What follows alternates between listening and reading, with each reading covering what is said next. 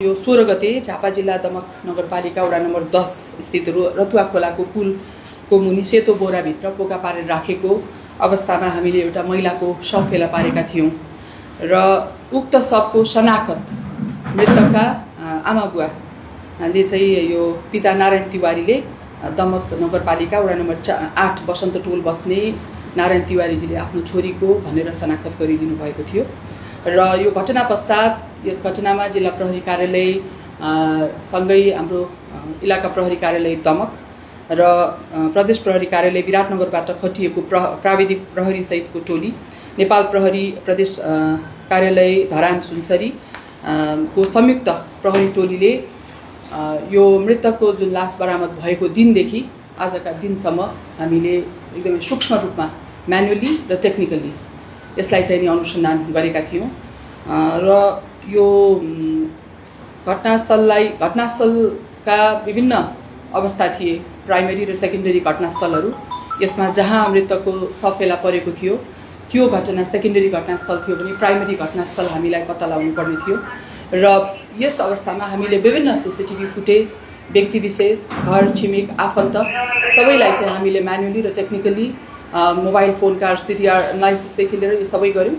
र यसै क्रममा हामीले चाहिँ नि विभिन्न अफवाह आउने खालका समाचारहरू, भ्रामक समाचारहरू समेत मिडियाहरूमा आउनको कारण हामीले प्रेस रिलिजै समेत पनि जारी गर्नु परेको थियो हाम्रो अनुसन्धानलाई प्रभावित भइरहेको छ भन्ने विषयमा। किनकि यस घटना घटाउने अभियुक्त घटना घटाएर जोगबनी नाका हुँदै छिमेकी देशतर्फ गएको भन्नेसम्म हामीलाई आइसकेको थियो। यहाँ एकदमै भ्रामक समाचारहरू आइरहेको र अभियुक्त उता भागिसकेको अवस्था भएको अवस्थामा हामीलाई यसमा चाहिँ अलिकति संयमित हुनलाई हामीले आग्रह समेत गर्नु परेको थियो। अपराध अनुसन्धानको घटना 100% भएपछि मात्र यसरी हामीले रिलिज गर्ने हो। यो 80%, 50% हुँदैन कि 0 हुन्छ कि 100 हुन्छ र आज हामीले 100% यसको इन्भेस्टिगेसनमा मान्छेलाई पक्राउ गरिसकेको अवस्थामा हजुरहरू समक्ष यसरी लिएर आएका छौँ। यसमा चाहिँ सबै घटनाको यो विश्लेषण गर्दाखेरि भारत राज्यको बिहार जिल्ला अररिया ग्राम पञ्चायत सियाकला थाना भर्गामा स्थायी वतन भई हाल झापा जिल्ला दमक नगरपालिका वडा नम्बर 5 मा डेरा गरेर बस्ने र टाइल मार्बल फिटिङको काम गर्ने वर्ष 34 को राकेश कुमार पण्डित यस घटनामा संलग्न रहेको यो विभिन्न हाम्रा म्यानुअल र टेक्निकल यो इन्भेस्टिगेसनले हामीलाई लेड गर्यो। हामी यो इन्टेलिजेन्स लेड इन्भेस्टिगेसन र एभिडेन्स लेड इन्भेस्टिगेसन दुईटैलाई हामीले फलो गर्यौँ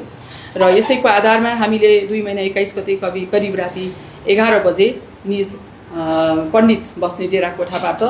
उसलाई चाहिँ हामीले यो इलाका प्रहरी कार्यालयबाट खटिनु भएको डिएसपी साहब हरि बस्नेतको कमान्डमा गएको टोलीले पक्राउ गरेर आवश्यक अनुसन्धानको लागि इलाका प्रहरी कार्यालय दमकमा ल्यायो र यस पश्चात चाहिँ यो घटना सम्बन्धी सबै कुरा हामीलाई प्राप्त भयो। जुन हामीले सङ्कलन गरेका सबुत प्रमाणसँग उसका कुराहरू सबै मिलिसकेपछि आज हामीले उसलाई ज्यान सम्बन्धी यो मुलुकी अपराध संहिता 2074 को परिच्छेद 12 र 18 बमोजिम ज्यान सम्बन्धी कसुर र जबरजस्ती करणी मुद्दा दर्ता गरी सम्मानित जिल्ला अदालत झापाबाट 5 दिनको म्याद थपको समेत प्राप्त भएको छ। यसमा चाहिँ निज मृतक रोमा भनिने रमा तिवारी घरबाट 9 बजी बाहिर निस्किन्छन् र भौतारिँदै हिँड्ने क्रममा घटना घटाउने यी व्यक्तिसँग यिनको बाटोमा भेटघाट हुन्छ र त्यसपछि रमाले उसलाई चाहिँ यौन प्रस्ताव राखिसकेपछि त्यहाँ पैसाको कुरा हुन्छ। उसले एटिएम काउन्टरमा गएर पैसा समेत निकालेको देखिन्छ र त्यो पैसा लिए पश्चात उनीहरू एउटा झाडीमा जान्छन् जुन हाम्रो पहिलो क्राइम सिन हो र त्यहाँ गइसकेपछि यिनीहरूको झगडा हुन्छ र झगडा भइसकेपछि दुईतर्फ झगडा भइसकेपछि यो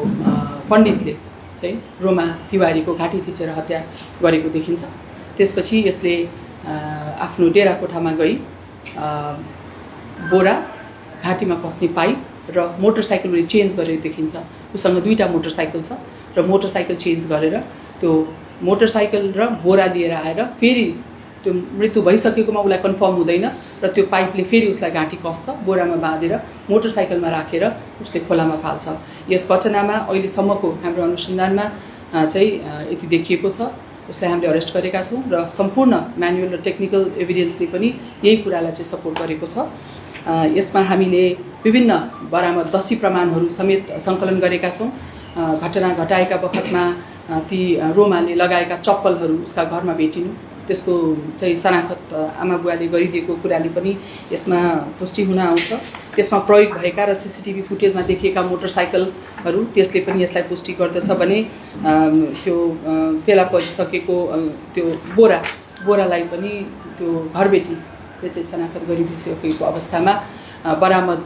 जति पनि सबुत प्रमाणहरू छ, सबुत प्रमाण र घटना घटाउँदाखेरिको प्रवृत्ति र प्रकृति दुईटैले पनि यसलाई जोड दिन्छ। यस अर्थमा यस घटना रोमा भनिने रिमा तिवारीको जुन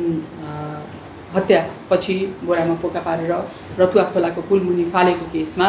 भारत अररिया घर भएका यी